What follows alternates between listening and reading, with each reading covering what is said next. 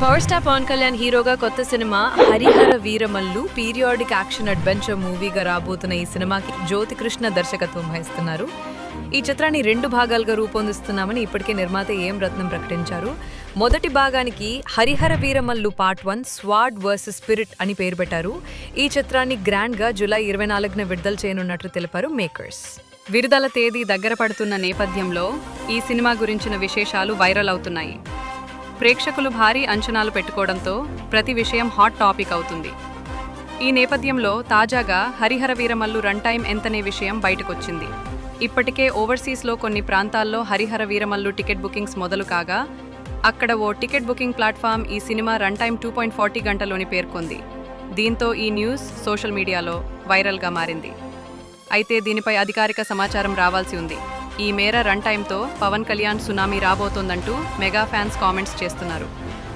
ఈ ప్రతిష్టాత్మక సినిమాలో పవన్ కళ్యాణ్ సరసన నిధి అగర్వాల్ నటిస్తోంది.